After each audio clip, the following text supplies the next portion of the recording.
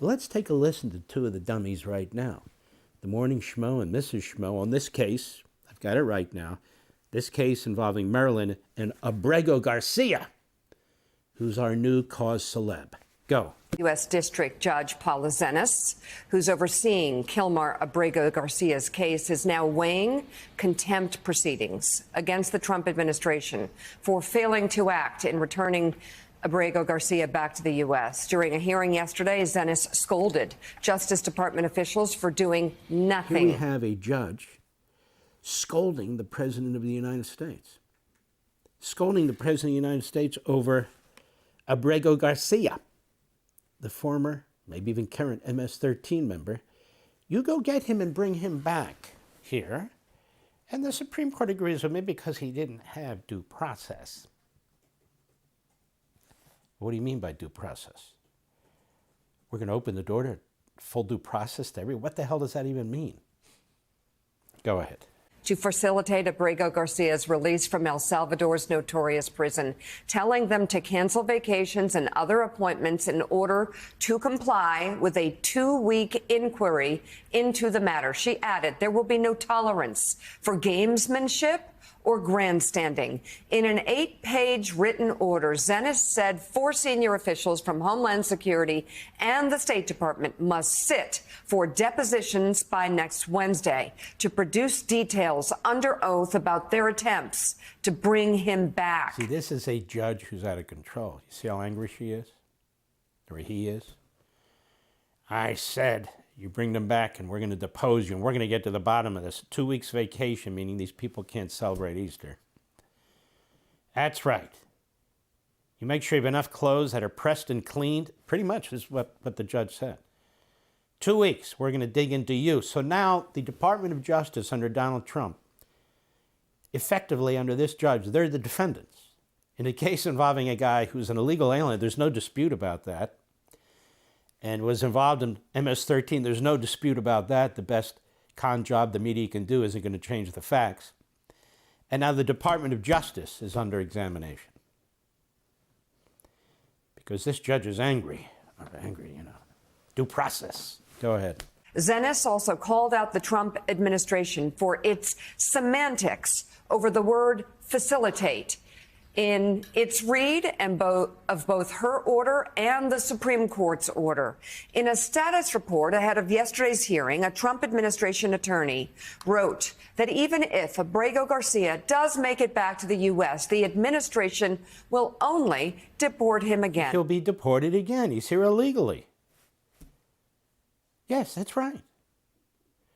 He'll be deported again. Go ahead. For his part, President Trump continues to argue he won the decision 9-0 and that the matter is entirely in the hands of El Salvador. It's not just this federal judge, this district judge that's looking at what the Trump administration is doing and what they did inside the White House and what they did with the president of El Salvador yesterday. And don't you love this? They hate the Supreme Court unless they love the Supreme Court. It's incredible. If the Supreme Court had ruled the other way, you'd hear something else. This is an unsigned opinion, meaning it comes from the Chief Justice. They all agreed, okay, fine, uphold the lower court, facilitate the order. Then the lower court says, don't play semantical games with me. The word facilitate, and of course, what is the job of a judge? To look at words and interpret what the law is and the facts are. So it's not a semantics game, that's number one. Number two, the court didn't rule on behalf of the illegal immigrant. The court ruled that the illegal immigrant has a right to some kind of a review, but they wouldn't say what kind. And the administration is saying, first of all, we can't get the guy back, but even if we bring the guy back, we're going to deport him. We're going to remove him because he's here illegally. And in that, there's no dispute. Go ahead. You've got 9 justices on the Supreme Court who are looking too, and as the Wall Street Journal editorial board writes about the case, they're not pleased. Mr. Abrego Garcia is being held under an agreement in which the administration is paying El Salvador $6 million to house migrants this year. This is a separate, completely different, separate issue. Completely separate issue. Go ahead. Since the Supreme Court has ordered efforts to facilitate the return, continuing to pay El Salvador for his detention would violate that order. What we're noticing is the editorial page of the Wall Street Journal and National Review are so screwed up on this, it's not even funny. They are pretending that they support the rule of law, the Constitution. We're way away from that. The Constitution was violated by Biden. The rule of law was turned inside out by Biden. He issued an executive order. He did what he did. Trump is trying to reverse course. And now Trump, you have to follow the rules here. You have to follow what rules? I'm deporting him. You got to follow the rules. Follow what the judge says. The case of Biden, it was catch me if you can. Go ahead.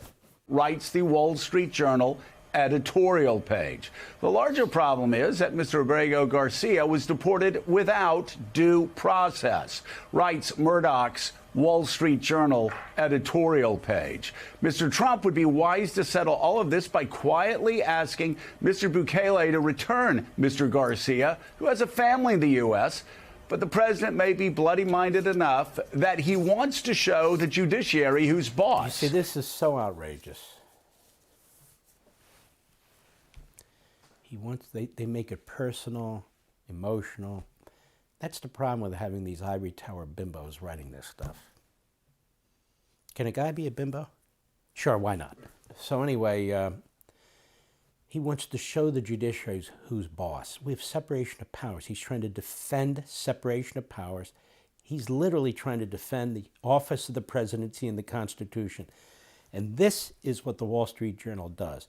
And of course, the Wall Street Journal never mentions, as I always do, that it wasn't many decades ago that they were pushing a constitutional amendment that was 5 words long, thou shalt have open borders. Did you know that? Did you know that? I repeat this all the time. So they're not even sympathetic to a secure border. They don't even mention that here. The Biden administration basically did what the Wall Street Journal editorial page had been lobbying for, and that is before Rupert Murdoch owned the Wall Street Journal, by the way. The Dow Jones Company owned the Wall Street Journal, so that is before Murdoch owned the Wall Street Journal.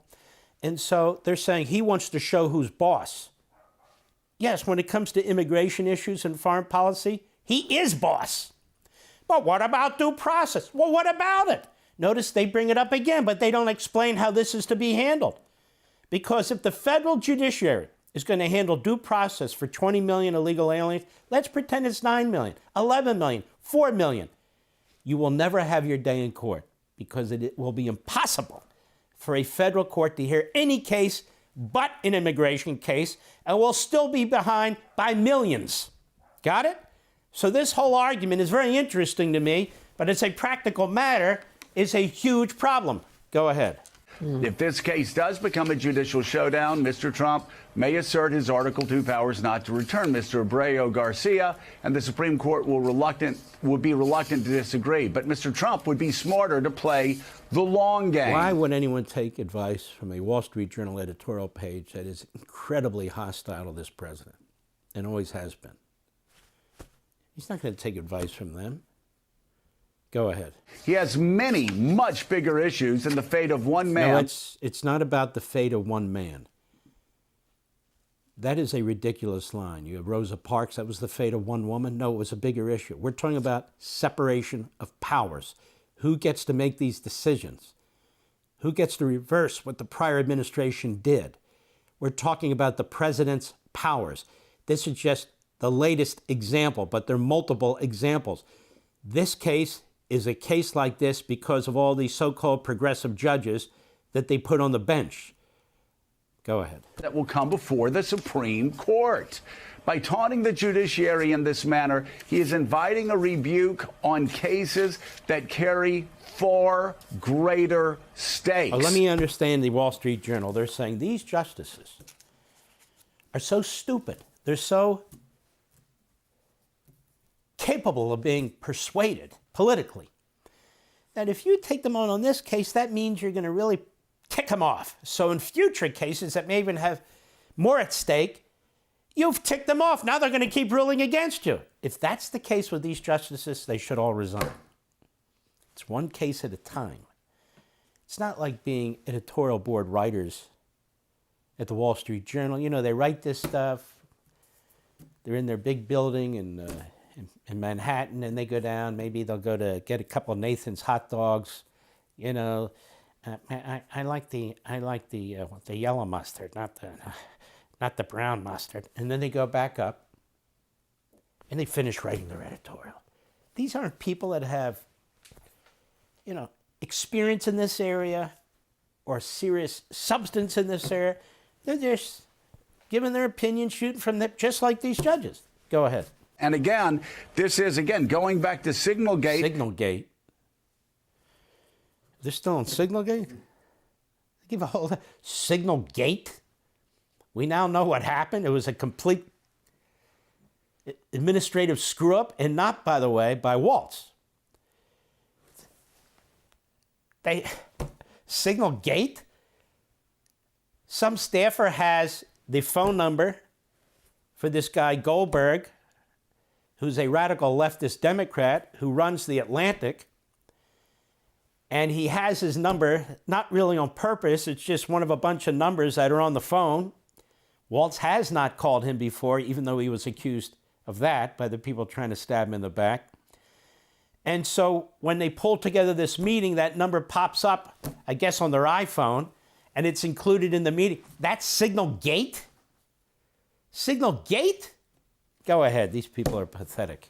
It could be an example of the administration fighting to win a battle and ending up losing a political war. Kindlanian. Wait a minute. Would this be the same Joe Scarborough who told us over and over again what a genius Joe Biden was? Why are these people still on TV?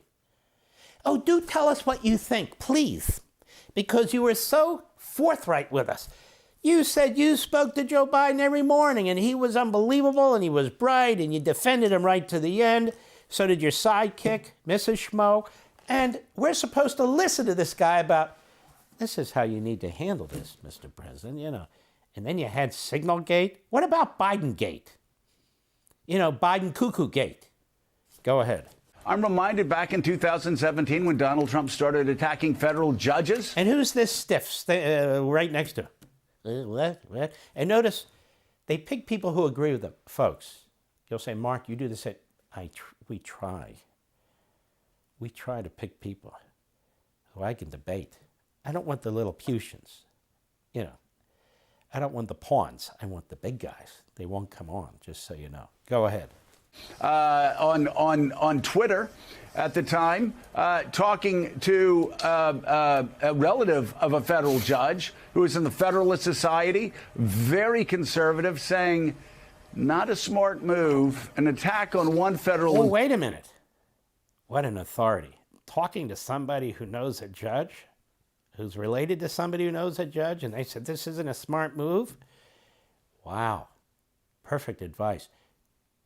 You know, you would think by now Joe would learn not to go so far on the limb and to make these stupid arguments, but he hasn't learned.